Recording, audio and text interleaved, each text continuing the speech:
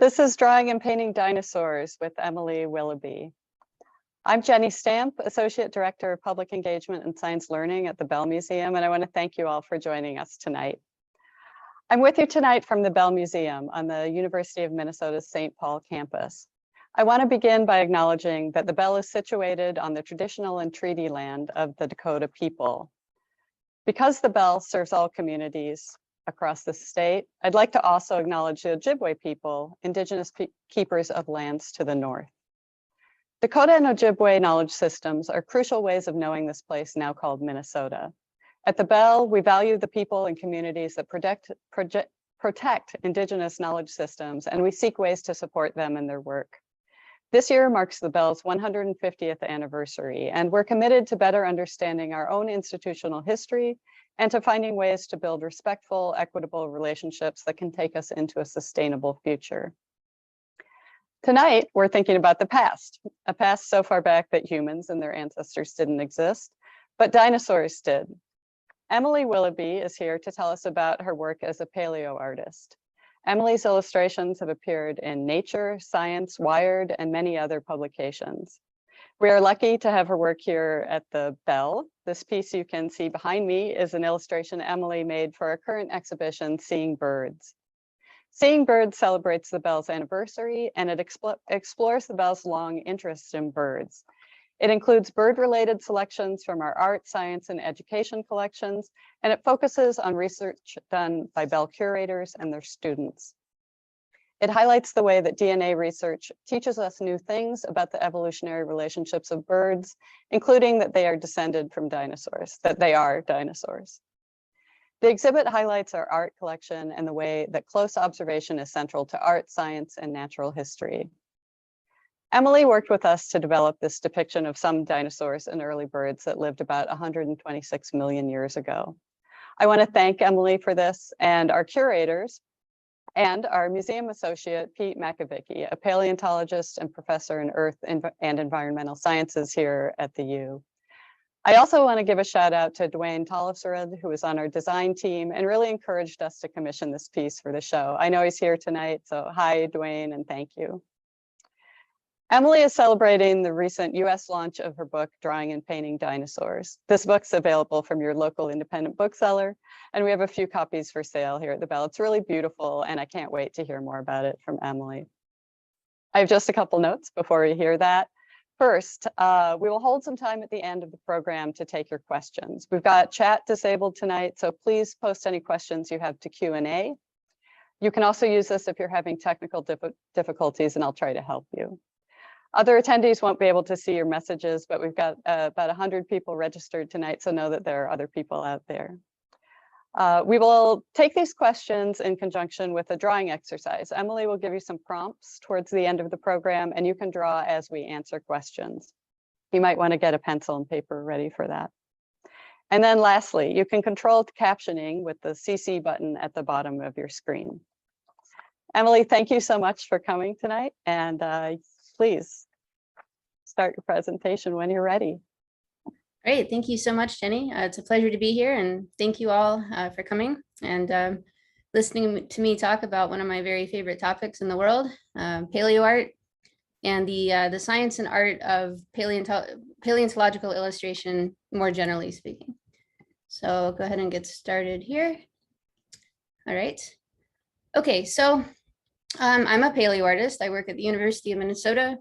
I'm a postdoc, but I've been a paleoartist for most of my life. And as many of you may know, I specialize in feathered dinosaurs. So I'm going to talk today mostly about feathered dinosaurs. There will be a T-Rex or two later on, but mostly I draw feathered dinosaurs and those that are reasonably closely related to birds. So first, to get started, what is paleoart in a general sense? And it's usually described, it's a term that was coined by Mark Hallett, a famous paleoartist. It's a category of scientific illustration that focuses not just on dinosaurs, but on accurate science-based reconstructions of any kind of prehistoric life. It requires an understanding of paleontological research, as well as the evolutionary relationships that these animals had with other extinct animals and especially with living animals, which we get quite a lot of information from. It also requires some knowledge about anatomical principles, how skeletons are put together, what the skulls look like and what their relatives look like. And it also requires a decent understanding of artistic principles, such as composition, color, and so on and so forth. And one of the most fun things about paleoart is that even though it is chiefly a scientific endeavor, the fact that we don't know everything about what these animals looked like and how they behaved, it leaves lots of room for creativity and different interpretations and speculations about how these animals might have actually lived. And so why do we care about paleoart? It seems like a very niche interest, but I think that paleoart is one of the most important of all illustration related endeavors. It's the only means of communicating life appearance of dinosaurs to the public, and that includes skeletal mounts. When you go to a museum and you see skeletons of dinosaurs, those skeletons were not usually unearthed from the rock, perfectly articulated and put together. They had to be interpreted by paleontologists and put together in a way that actually conveys how they would have looked and held themselves in life. Paleoart is important because it facilitates interest in these animals to the general public. It's one of the main sources of interest in kids. Kids love dinosaurs, and one of the reasons that they love dinosaurs is because of 100 years of history of illustrations and books and paintings and so forth. And so paleoart very directly helps to fund paleontology. It helps drive people to museums. But I think paleoart is important on a kind of more conceptual level as well, that it's kind of an homage to the dead, right? That the injunction of the paleoartist is to try and represent these long extinct creatures that we'll never get to see with our own eyes as they would have actually been. And one kind of interesting example of what I mean by that is this is a Talos sampsoni. This is a very small feathered dinosaur that was probably a troodontid. This entire genus is known only from a single holotype specimen. So everything that we know about this genus and its place in human science comes from this one fossil. But this isn't just a fossil, right? That this fossil represents an individual that was actually alive and actually moved about in its world and ate things and maybe raised young and had parents and had perhaps its own unique personality and environment. And so we even know that this particular specimen had a broken toe when it died, that it had partially healed. So I think it's important when we do paleoart, not just to think about communicating science to the public, but to make them care about these beautiful animals, right? That we want to actually use art to drive people to the museum, but to also kind of foster and cultivate an appreciation of these animals as actual animals. And so a lot of people who don't really know a lot about the science of paleontology, they like dinosaurs just because they think they're cool, they're ferocious, they watch Jurassic Park or whatever. But we need to kind of emphasize the idea that these were just animals, like any other animal alive today. They weren't movie monsters. They were just like lions and wolves and everything else that we admire and take photographs of and write about today. And so capturing this kind of individuality, I think, is really important for deepening the public's understanding and experience of dinosaurs as beautiful and unique and sometimes very weird, but actual animals, right? And so this is kind of my brief little background about why I personally care about paleoart as an endeavor. So now on to kind of more practical matters.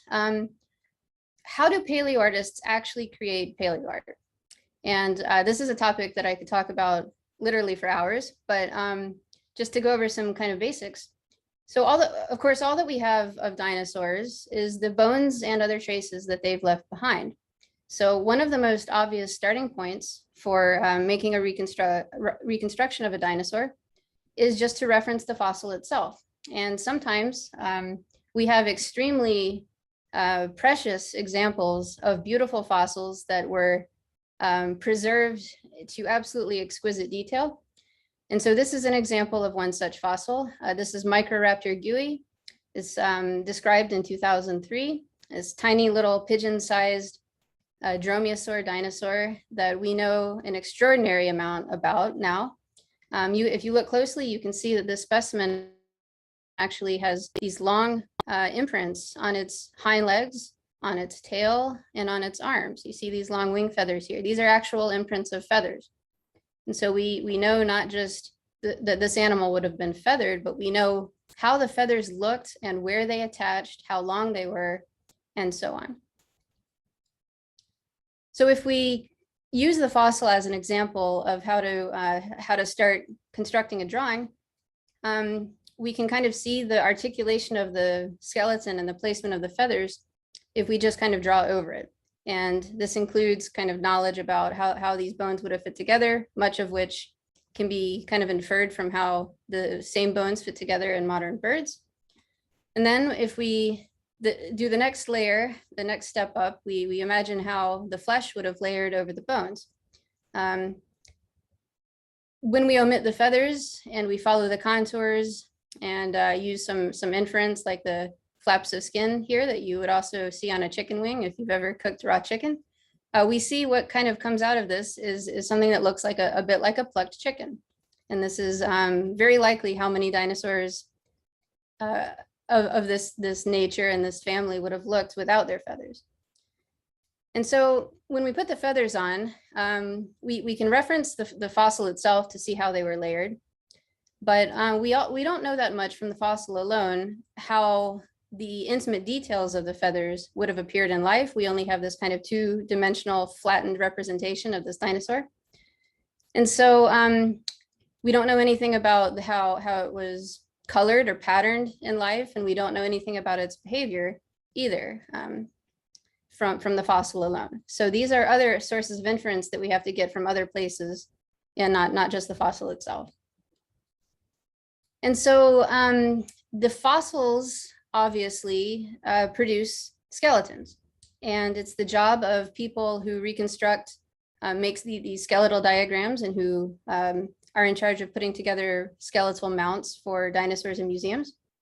And so we need to know some things about anatomy in order to represent how this animal and its skeleton would have fit together in life, how it would have actually stood up and moved and run around and stuff like that.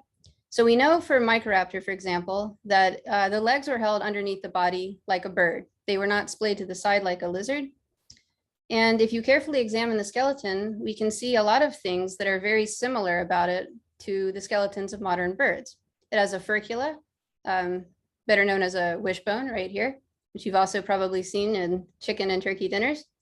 It had a very shallow breastbone. So it had not yet developed the deeply keeled breastbone that we see in modern birds that are used for the attachment of flight muscles. So this means that even though it was very largely feathered and had these long voluminous wings on both its legs and its arms, it didn't have a breastbone that would have enabled it to do much powered flight. So these are just some examples of the things that we need to think about when we're trying to construct an animal.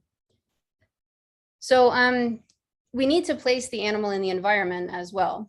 And we need to draw inference from other sources of research about the animal.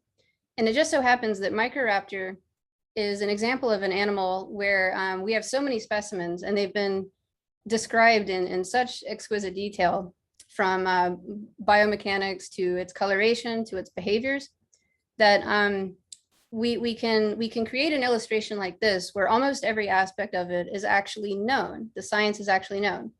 And so paleoart is largely about placing the animal in context and not just getting its anatomy right, but making it in a realistic situation, doing something realistic. So in this, I'm going to just kind of briefly go over all of the research that can sometimes be involved in creating a single piece of paleoart. So first, the original Microraptor GUI was described in 2003. The behavior that it's engaging in here is known as raptor prey restraint, which is something that dromaeosaur dinosaurs probably did with their feet to attack prey and to eat prey. And so holding it down and eating it, using its little sickle claw here to pin it to the ground is something that we know dromaeosaurs actually did from, for example, this study by Denver Fowler. The coloration is also something that we happen to know. I'll talk about this in more detail later. But from very specific types of fossil, we know that it was iridescent, black, blue, purple, kind of like a modern crow or grackle. We also know from multiple specimens that include gut contents, so fossilized animals that Microraptor had eaten and then died and they were preserved together. We know that it actually ate this very specific kind of fish because we've literally found a fossil of it inside of a Microraptor's gut area. And then the background also, plant life is an entire field of paleontology, paleobotany, very detailed. So if we know enough about the environment, we can actually reference the plants from very, very specific fossils that it would have lived alongside. In some cases, we can even know exactly what the species of the plant was. So this is a ginkgo tree up here, and we have modern ginkgo trees that most of you are probably familiar with, but we happen to know that our modern ginkgo tree did not exist back then, and the leaves were shaped differently in the species of ginkgo that actually lived alongside Microraptor. So now I'll talk a little bit more about coloration. This is one of the most fascinating areas of paleoart for me. How do we actually know what dinosaurs, how they were colored and patterned in life? And in some cases, we can actually know this in exquisite detail. And once again, Microraptor is a great case study here. So in 2012, some paleontologists noticed that a specific specimen of Microraptor was so finely preserved that the actual pigment cells in its feathers itself were visible under a microscope. And so they compared the shape and arrangement of these little pigment cells to the pigment cells that we see in living bird tissue. And based on the shape and the structure of these pigment cells, they were able to figure out that Microraptor had iridescent black coloration. And this is such an incredibly cool concept. And there are other examples where this has been done, but as we all can kind of guess, in the vast majority of cases, dinosaurs' coloration needs to be inferred from other sources. And sometimes we have no information at all, but we have to think about ecology. We have to think about diet, how diet influences the types of pigments that we can generate, and the lifestyle, like a stealth predator kind of dinosaur would probably not have been brightly colored like a macaw or something like that. So just for some other really fascinating examples of color studies that have been conducted, this is Sinosauropteryx, another small feathered dinosaur, not closely related to Microraptor, but still feathered, lived along pretty much in the same time and place. And so this fossil of Sinosauropteryx, paleontologists noticed that it had these kind of bands that you can see where there are like darker filaments arranged in these kind of rings. And so later a color study on this animal was conducted, and they found that these rings were actually there. It had this like kind of raccoon-like tail, but instead of black rings, the animal itself and the rings were this kind of russet, reddish, orangey color. Another great example is Anchiornis, another small feathered early Cretaceous Chinese dinosaur. In this case, they found a specimen of Anchiornis that had fossilized melanosomes that appeared to make it kind of look like a woodpecker. So the body feathers were mostly this kind of dark charcoal grayish black color, and it had kind of whitish feathers on the wings and tail and legs, and it also had this bright red crest, quite a bit like a modern woodpecker. So this makes you think about maybe there's some kind of similarity in ecology between modern woodpeckers and Anchiornis. Another more recent example is this little dinosaur called Kehong. This was recently described to have a kind of iridescent coloration similar to Microraptor, but with more variation in the hues. So they found it to have this kind of like almost rainbow-like color, especially on the neck. In the neck feathers here, you can see these various shades of like blue, green, and kind of this orangey color, and purple, and so on. So it's kind of amazing how much modern science has brought to bear when it comes to reconstructing the actual coloration of some of these beautiful fossils.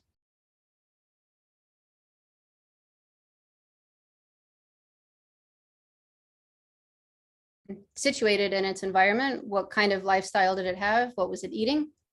And so one thing that we know from modern animals is that in birds especially, the kind of bright reddish yellow colorations that we see in birds like cardinals, for example, these actually require a specific kind of molecule called carotenoids, which are derived only from plant diets. So this basically means that for a dinosaur to be bright red or bright yellow, it would have needed to be an omnivore at the very least. And so for dinosaurs where we have strong evidence that they were probably obligate carnivores, this kind of bright coloration would not be realistic. In other cases, we have to kind of combine direct and indirect sources of evidence. So there was a single feather of Archaeopteryx was one of the very first fossils of feathered dinosaurs ever discovered. This fossil of a single feather was later subjected to a color study, which found that it was black. And for a while, paleoartists were drawing Archaeopteryx as just being totally black. But this feather was actually a single covered, which was one of these feathers here on its wings. And so we really have no idea what the rest of Archaeopteryx would have looked like based on that one feather. But since Archaeopteryx lived in an environment that's kind of similar to modern shorebirds, we can engage in some creative speculation and imagine, well, maybe its coloration, its pattern was also similar to modern shorebirds, right? As a possibility. So next, I'll talk a little bit about how do we know how dinosaurs were put together? Not just in the sense of their skeleton, but how did they hold their arms? How did their fingers articulate together? What was the range of motion in their arms, and so on and so forth. This is a area of paleontology that often is called like biomechanical type studies. And so in the case of how do we put dinosaurs together in a realistic looking body plan, we have to draw evidence not just from the bones and not just from biomechanical studies, but also evolutionary relationships, both within dinosaurs and to modern living relatives, and comparative morphology. So if we notice that the hand or arm construction of a dinosaur fossil is similar to something that we see in a modern bird, then, well, there's a good chance that they were using those parts of the body for similar things, for example. So Deinonychus is a good example of this kind of inference in paleoart. So we know that dromaeosaurs were basically entirely, the entire family was feathered. And not only do we know that, but we also know a lot about how the feathers were actually attached to the arms and the hands. And every fossil that we've found of a dromaeosaur that has preserved feathers shows the same pattern of feather attachment, where they had longer flightish type feathers that were attached to the lower arm, and then also longer feathers that were attached to the second finger of the hand. But Deinonychus also had these huge claws and mobile fingers. These long fingers were obviously not just used for supporting a wing, right? These hands and claws were obviously used for other things besides that. So we need to kind of put these facts together in how we reconstruct an animal such as Deinonychus. So just to break down what we know briefly about dromaeosaur arms, if we reconstruct the arms of Deinonychus based on what we know from other dromaeosaurs, If we plucked all of its feathers, it would probably look something like this, where we could see that even though its fingers are mobile, it still has these feather attachment points that go along the second digit of the hand. If we put feathers on top of it and imagine how they might have been arranged, then an outside and an inside view might look something like this. And so it looks kind of like a bird wing from the outside, but from the inside, you can see that these fingers still could have been mobile. And so it's often difficult and a very interesting and kind of fun challenge to try and figure out how these feathers would have been arranged in life in a way that still enabled Deinonychus, for example, to use its fingers in a way that is, conducive to its lifestyle. So one possible solution to this kind of problem is this concept called raptor prey restraint.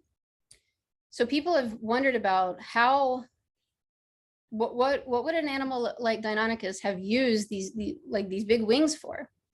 It was obviously using its hands in things like prey capture and climbing, but it probably also had these long bird-like feathers, even though it was far too big and heavy to fly.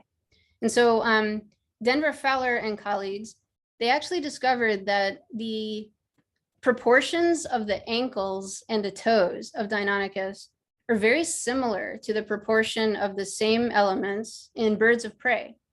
And the reason that birds like eagles and hawks have such short and thick ankle bones is because they provide this enormous amount of leverage and control when they attack their prey. So if you've ever seen an eagle or a hawk capture something like a rabbit, for example, you might have noticed that it kind of puts its body weight onto the prey.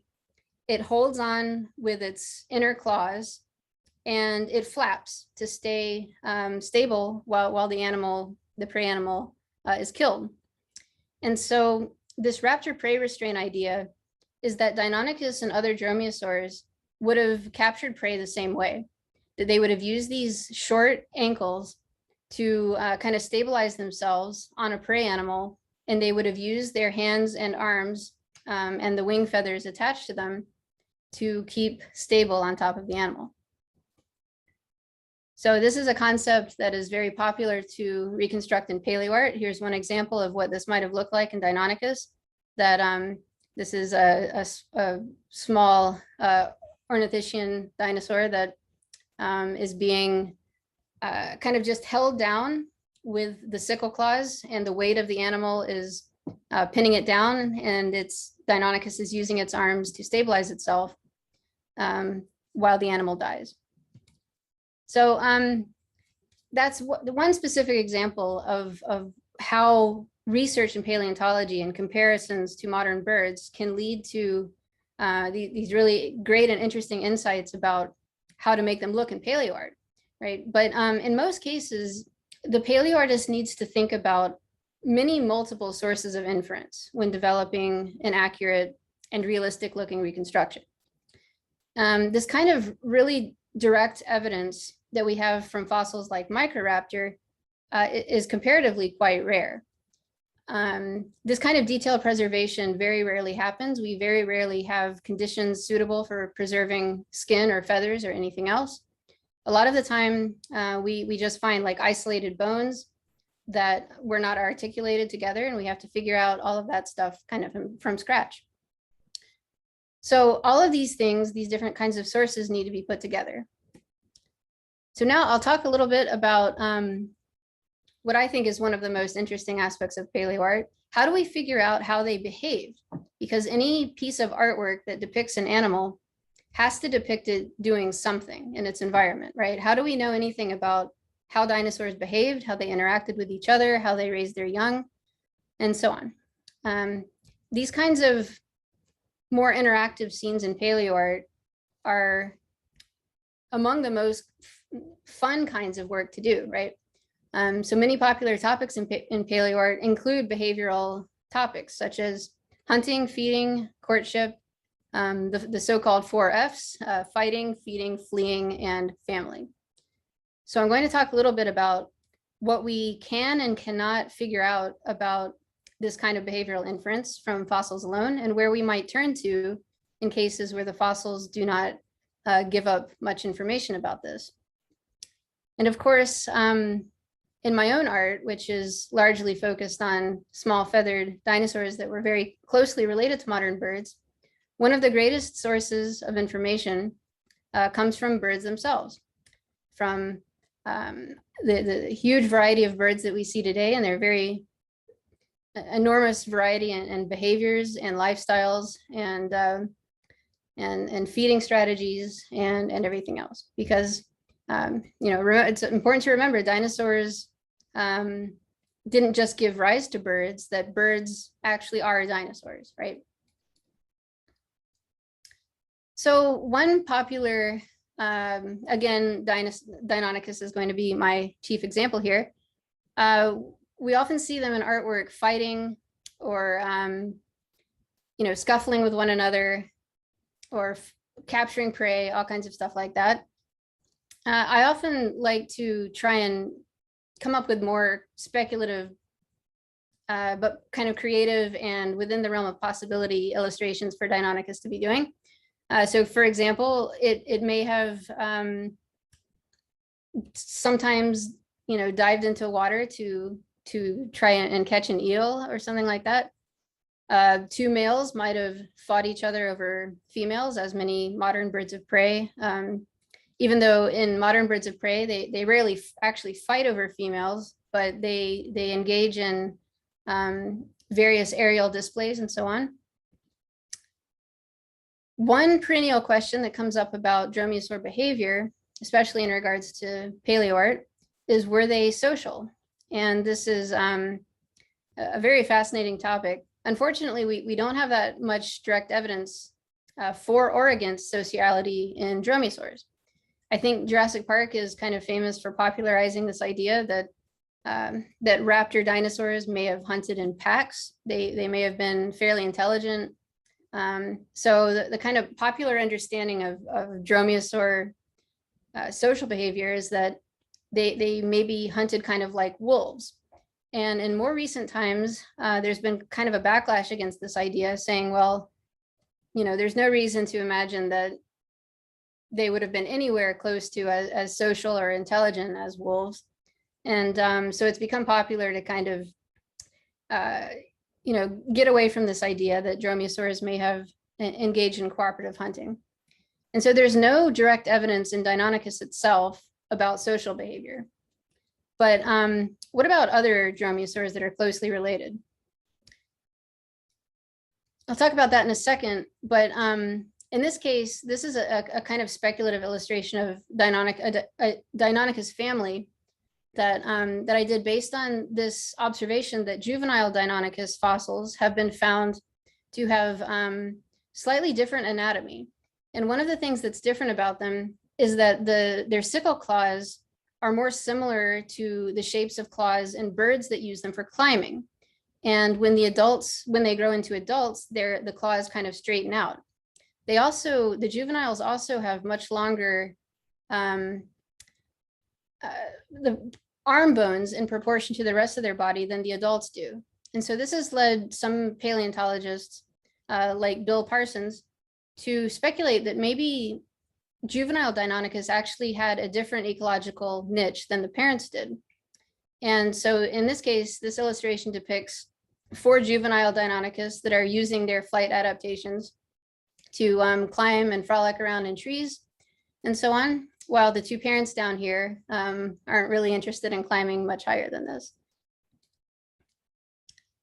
So next I'll talk about how a paleoartist can kind of tell a story with their paleoart. And this is something I like to do a lot, that you don't just create a scene, but you make people think about what's actually going on and what kinds of interactions are happening between the animals. And this is an illustration I did of Ornithomimus, which there is one specimen of this animal that was found with a kind of like an older child, I guess, not quite an adolescent, but not a hatchling either. And so the fact that these 2 were fossilized in close proximity means that there was probably some amount of parental care going on. And so in this case, you can kind of get the sense that, this was the young of this, might have been the mother or the father. And then in an unrelated subsequent illustration of, I did a Dakotaraptor, this kind of giant dromaeosaur that was described maybe 10 years ago or so. Dakotaraptor was very likely preying on Ornithomimus. So I made this illustration to kind of reference the idea that, well, maybe it was the parent of the pair that had been described previously that was being eaten here by Dakotaraptor. And if you look very closely in the background, you can see a little baby here that's trying to stay out of view. So sometimes the story that you can tell of paleoart is not necessarily a happy one, but such is the life of all animals. Here's another little story. This is actually the cover of my recent book. This depicts Tyrannosaurus Rex eating what I imagine to be the kind of aging remains of something like a Triceratops. And there's a lot of speculation for a long time about whether maybe tyrannosaurs were actually scavengers. And it's hard to imagine that they were just scavenging. Obviously, they were predating as well. But I think it's likely that they took advantage of carcasses when available, because there wouldn't be much around to, contest them about that. And so much like in modern animals, where perhaps a wolf or a bear will be eating something, you'll often see things like foxes hanging around in the background, kind of waiting for them to finish and go away so that they can pick through the remains. So I use that kind of situation to set up this scene here, where two dromaeosaurs kind of just wait and hang around in the background, waiting for their chance. Another little scene here, it shows a pair of these early birds called Avisaurus flying over a herd of Edmontosaurus. This herd is kind of moving along, and I like the little stories that you can tell with a scene like this, because you can see that some of these Edmontosaurs are kind of interacting with one another. Some of them are maybe looking around on the ground for snacks. And then over here we have a situation where two Dakotaraptor are threatening the edge of the herd here, and kind of making the herd a little bit afraid. And in this kind of scene, you can often observe this in modern animals as well, like the way that lions kind of creep alongside like a herd of zebra, kind of making them skittish and nervous. So there's a lot of behavioral inference that is very useful, not just from birds, but just from the way that animals interact today in the real world. Now, some of the most visually complex and interesting paleoart out there tells many multiple little stories. And one of my favorite things, especially in a big scene like this, this is a digital version of the mural that I was commissioned from the Bell. And there are lots of little stories going on in this picture as well. For example, you can see back here, these are two Confuciusornis, and I didn't want to paint them just, sitting around doing nothing. So the male here with the long tail feathers is just kind of watching out, while the female goes after a little bee, right? Meanwhile, Sinosauropteryx down here is munching on a dragonfly. And then in the bottom of the scene, you can see other little stories. The pterosaur back here is going after a fish. And the highlight of the mural is Tianuraptor. And this is a mother Tianuraptor with 3 young, and each of the 3 young are having to deal with the challenge of skipping over these rocks and staying out of the water. And one of them here is clinging to a little ginkgo branch, and so on. So those kinds of little stories are very fun to tell in paleoart, not just because they can often incorporate multiple lines of actual evidence that we know from published research and so on, but because they're just very fun to look at. So to kind of wrap things up with what what is one of the biggest benefits to paleoart, and why we should consider it to be very important as an endeavor, is even apart from driving museum patronage and getting people and kids interested in dinosaurs and so on, one, I think, very worthy goal of paleoart is to actually advance knowledge. And this is one of the only forms of illustration that I think is really capable of doing this in this particular unique way. So by using evolutionary and biological logic, you can actually present hypotheses, unique hypotheses about the ancient world. And I like this quote from paleontologist Andrea Cow, that dinosaurs are not technically living beings, they are explanations for the fossil record. And what he actually means by that, obviously dinosaurs are living beings, but our limited information, our knowledge about dinosaurs and the way that we conceive them in our own heads and on paper is just a reflection of what the fossils have told us, right, at any given point in history. And so any piece of paleoart or any paleontological hypothesis about a dinosaur's behavior or environment or whatever, at any given time is actually just the best hypothesis that we have at the moment for reconciling the existing data on that particular animal. So paleoart can communicate hypotheses that are informed by these many different fields, including evolutionary biology, embryology, behavioral and genetic studies, comparative morphology, many other things. And there's one particular example that I kind of want to close with, because I think this is just so fascinating. And this is just such a great example of how powerful paleoart can be, is the evolution of feathers and William Beebe's tetrapteryx hypothesis. So just to tell a short little story here, in the 1800s, scientists started to realize that the embryos of animals often show features that are lost when that animal matures. And so they hypothesized that these features might actually be remnants of the animal's evolutionary history. So for example, the embryos of many air-breathing animals actually have gills that disappear as the animal develops further. And so it turns out that many bird embryos have structures that develop into teeth in other animals, but are lost in birds. So this may imply that the progenitors of birds in deep time had teeth, which we now know is true. So ornithologist William Beebe was the first paleontologist to apply this reasoning to the evolution of flight. And back in the early 1900s, nobody apart from Thomas Huxley and a few of his followers actually had any idea that birds probably evolved from dinosaurs. So in 1915, Beebe noticed that many of the bird embryos he was studying actually appeared to have these remnants of long feathers on their developing legs. And these long leg feathers on these embryos were about as long as the ones that developed on their arms. But while the arm feathers would develop into wings when the animal hatched and matured, the long leg feathers would often disappear completely prior to hatching or shortly thereafter.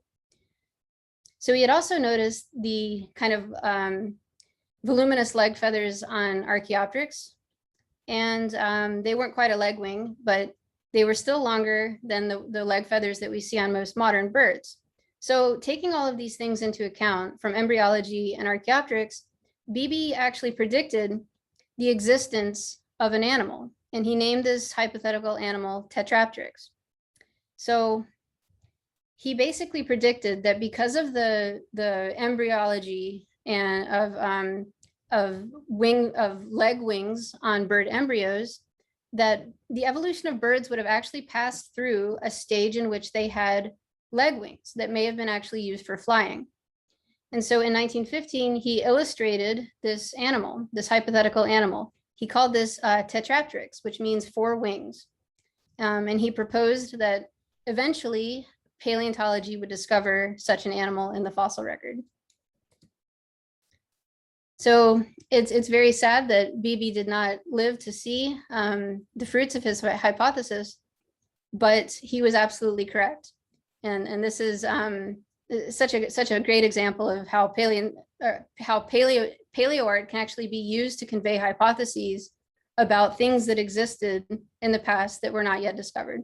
So as we now know, the animal Tetrapteryx that BB predicted was sleeping all this time beneath the stone in early Chinese geology. And it is now known as Microraptor, which had the exact type of leg wing that BB predicted all along. So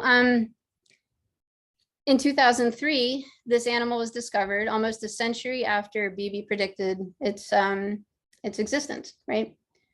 And so this may seem remarkably prescient to us now that he was able to predict such a thing, but this isn't, you know, magical thinking. This is a hypothesis that was guided by the logic of evolutionary and biological deduction. And he used paleoart to convey that hypothesis. And so BB's lesson to us all is that understanding evolutionary principles can give the paleoartist an enormous toolkit in the types of reconstructions that are possible and the hypotheses that can be presented with the venue of paleoart. So guided by knowledge and deductive reasoning, a paleoartist should not be limited only to the bones and the fossils, but can actually be an architect of predictions of what future discoveries will reveal about the past. And so I'll end on that note. As many of you know, this presentation was kind of a very, very brief condensation of my recent book, which you can purchase on Amazon or in the Bell Museum gift shop. And on that note, we can do a little bit of drawing of Deinonychus if we're interested, and I'll take questions as well. Thank you, Emily. That was just so great. So I'm going to put some questions out there and you can start answering them as you can. I know you've got a lot to juggle right now, but there's a lot of love expressed for your art in the Q&A. And the main question that we just really have to get to, it seems, is that people want to know two things, a two-part question: what your favorite dinosaur is and what your favorite dinosaur to draw is. Okay, well, as you may have been able to gather from that presentation, the answer would be Deinonychus in both cases. Microraptor would probably be a close second, but Deinonychus has always been my favorite dinosaur. It's just an incredibly interesting animal. It opens so much information about the connection between dinosaurs and birds, especially from Ostrom's 1969 paper about Deinonychus and its relationship to birds. And I think it's one of the most important dinosaurs in all of paleontology for that reason.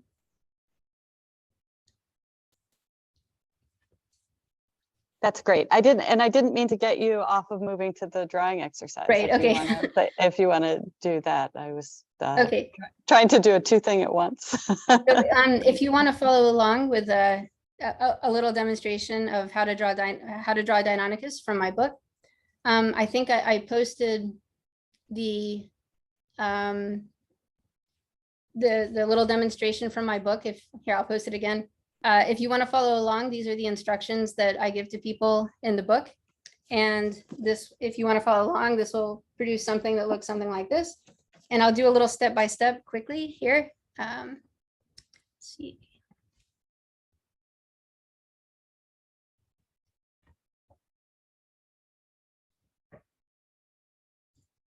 Okay, so just this is going to be very simplified, but just a kind of a quick little demonstration of how to quickly draw a Deinonychus. A dromaeosaur's bodies are kind of triangular in shape, and the main trunk of the body is often kind of rectangular. So you can start with just a simple rectangle that's kind of at a 45-degree angle or so. And once you have something like that down, then you can block in the head and the feet and so on. Can everybody see this okay? Is it, yeah, I guess it's okay. All right. So you can just draw a circle for the head that's about midway between the left edge of the body.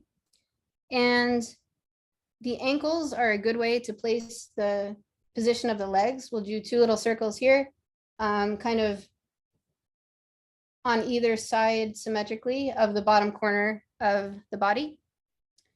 And then just draw kind of a long line for the tail. Deinonychus had an extremely long tail, and you can approximate it to be a little longer than the width of the body and the head combined.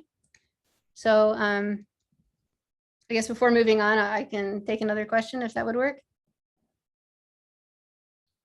Absolutely. Emily, there's a lot of people who would like to know something about how you got into the field, what kind of schooling you had, and what your spark was for your interest in paleo. Great. Well, like many kids, I love dinosaurs and I drew dinosaurs all the time as a little kid. I kind of lost interest during middle and high school, but at the end of high school, that was when some of these remarkable fossils I've been talking about, like Microraptor, were first described as having actual feather imprints that were fossilized. And Sinornithosaurus milleni was, I think, described in 2000 or 2001. Sinosauropteryx, I think, was described in 1999. And so I think I started reading some like National Geographic articles about these new discoveries and looked at these incredible fossils. Wow, you could actually see feathers. It's so amazing. And at that time, I was thinking about being an evolutionary biologist. I was really interested in evolution, and it kind of just clicked into place to me that, wow, these animals really looked like birds. You know, it solidified the link between dinosaurs and birds to me in a way that, well, that was my spark, I guess. I had to draw them. I just had to make them kind of match the picture I had in my head of how they might have looked.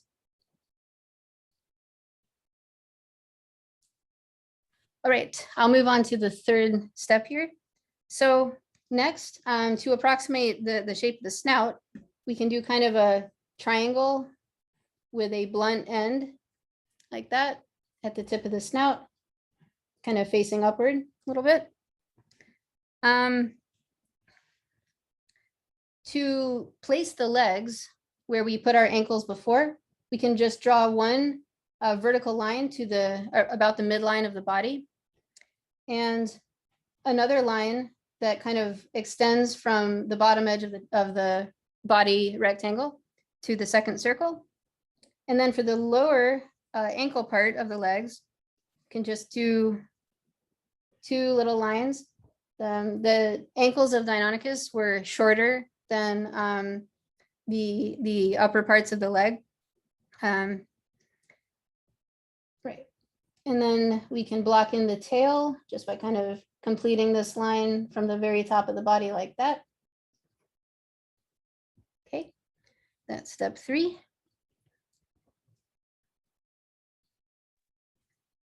Do we have any other questions? We've got a lot of questions. So Emily, a few people would like to know, a few people, including Bryn. Hi, Bryn. How long it takes you to make a painting normally?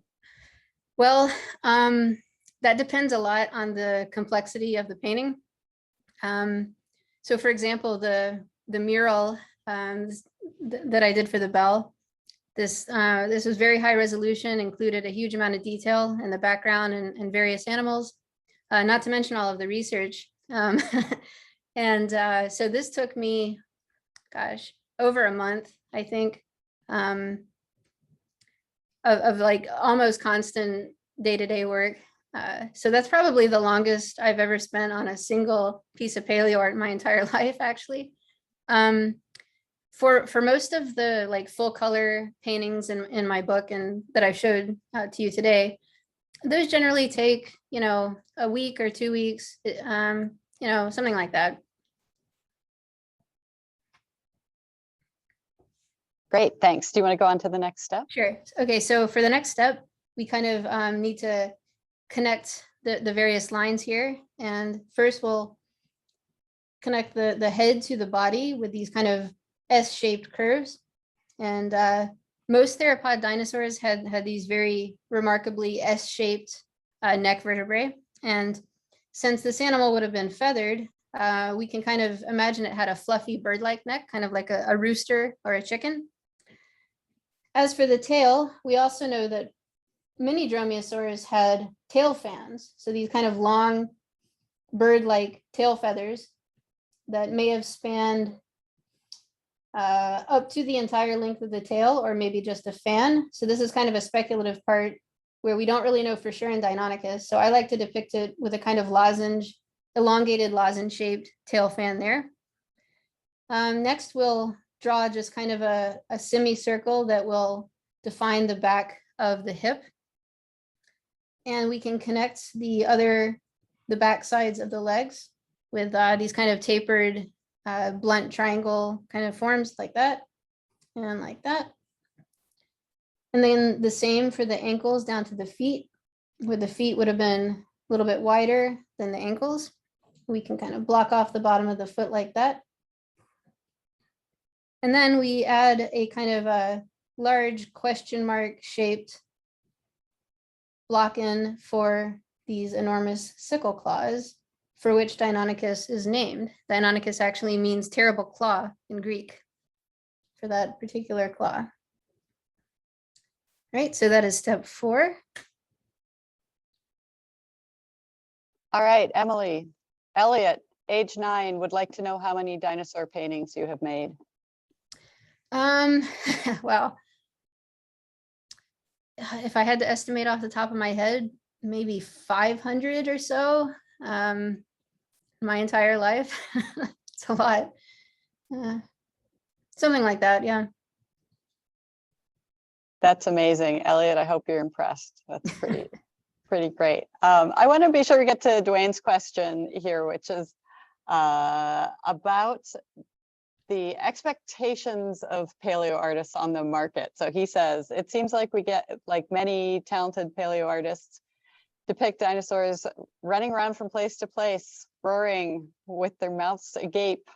He's wondering if you think this reflects the desire to sell art to new clients, perhaps, or something else. He's noting that it's different from what you've been saying about dinosaurs in your presentation. Yes, and it says, thanks. That is by design. That's a good question. Sometimes people ask me for advice about how to get on the job market as a paleo artist, and I hate to be pessimistic, but often I say my response to that is, don't try and make it a full-time job, because it is the demand for realistic and accurate paleo art is just simply not there. I wish it was, but museums have limited budgets and renovate exhibits fairly infrequently. And the reality is that a lot of book publishers just want flashy, angry, roaring T-Rex on the cover or whatever. Thankfully, there is becoming more of a push towards kind of this movement, I guess you'd call it, in paleo art that started maybe 15 years ago, where people are focusing more on illustrating dinosaurs doing stuff that's more unusual. And I think there is becoming a little bit more of a market for this with publishers and so on, as I think they're finding out very slowly but surely that people actually do find that kind of illustration appealing. That having a roaring T-Rex here and there is fine, but having a T-Rex rearing its young is also really interesting, and people are eager to see that kind of stuff, kind of surprisingly so. So yeah, there is still more of a market for this kind of old-fashioned Jurassic Park style work, but I'm optimistic that that is slowly changing. Thanks, Great, I'll move on. I'm going to just say, because we're drawing short on time, maybe we should keep moving through the steps of the. Okay, all right, sorry. Okay, so for step 7, we can give it a mouth kind of at the midline here, give it a little circle for the eye. Now to block in the wing, we can do this kind of parallelogram that's got a slanted top edge for the upper part of the wing, like that. And then for the lower part of the wing, we can draw it as kind of a teardrop shape like that overlaps the lines. And then we'll want to finish the toes by filling in the other side of the claw and then adding a toe here and toes like that and claws, more claws. And so now we can see that there's a basic shape that slightly resembles an actual Deinonychus that's kind of taking shape here. And so the steps after this are a little bit more up to you. You know, you'll want to kind of make the lines more organic looking between the different connectors. You'll want to kind of draw some feather impressions like that. You'll want to give it a nostril and make everything kind of smooth and curvy, like a bird is kind of airfoil shaped in the way that its body's put together, like that. And then the final step is just to erase all of your guidelines and then to add as much detail on top of all of that as you want.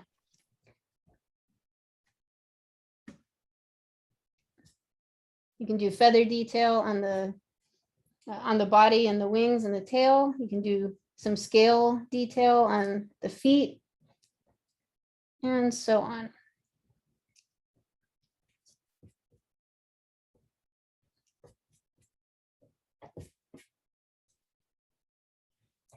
And once detail and erasing is complete, you might have something that looks kind of like that.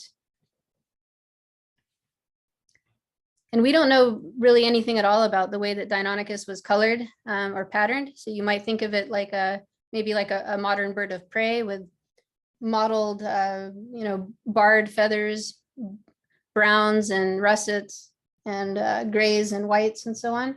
Probably did not have bright colors, but we do not know for sure.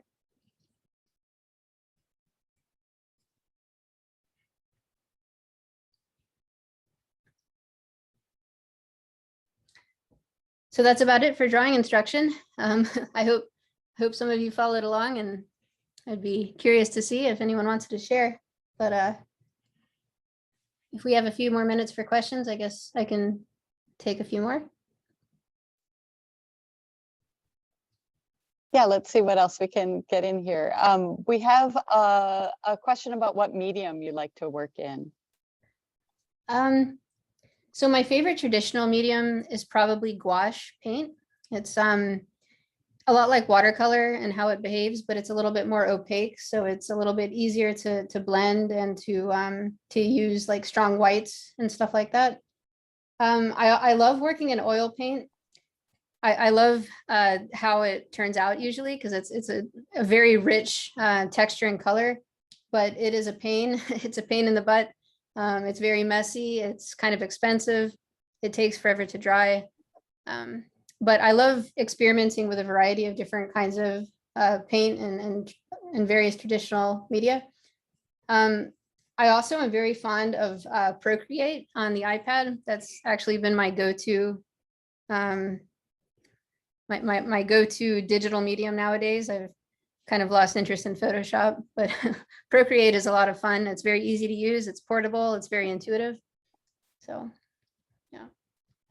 And let's do one last question. Well, two last questions. There are a couple people who are interested in the field and have some more particular questions for you. Can they contact you through your website? Oh, yes, absolutely. Yeah, you can email me. I think my email is on my website. Yeah, anytime. Okay, and so I'm dropping Emily's email, website in the chat for folks. I'll put my email in too. There you go. Thanks. And then there's a question that I think is a great way to round this out, to talk about the connection between art and science, about how you complete an illustration working with other scientists. What kind of drafts and revisions and review process is involved in that? Yeah, it's a good question. It differs depending on who I'm working with. I really love working with paleontologists. It was great working with Pete on the details of Tianuraptor and the mural. So a lot of the time I'll do just like a kind of a composition sketch without a lot of detail. And they might make recommendations of, you know, how to position things or how to highlight certain features of anatomy. And I often ask them to send me, like, if they have any specific data that they want me to incorporate. It depends a lot on what the animal is. If it's a totally unknown dinosaur that has not yet been published and they're commissioning an illustration to accompany their publication, then I might have no idea what its anatomy was. So, you know, I'll ask them to basically send as much as they're comfortable sending me. Photographs of the fossils or measurements. Phylogenetic analyses are really important, so I can kind of fill in my own gaps in knowledge by researching things that were closely related to it. And then I'll, you know, incorporate all of that as much as I can. And then often they'll have final kind of nitpicky critiques, which I actually really appreciate, because those are, you know, that's kind of the final stage there, is getting everything just right to actually represent whatever it is that they have in mind very specifically. So yeah, but it's always been a very positive experience working with paleontologists. Thank you, Emily. That's great. Do you want to come back on screen so folks can get one last look at you before we before we sign off? Right. Hi. Thank you.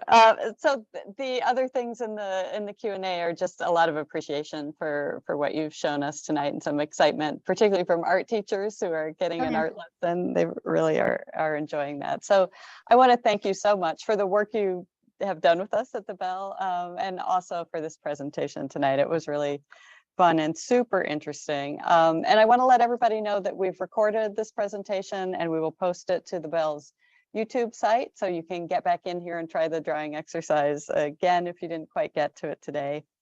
And we hope you attendees will join us at the Bell soon. Seeing Birds runs through October 2nd, so you have a little bit more time to see Emily's work in person here in our galleries. Emily, thanks again. This was just really great.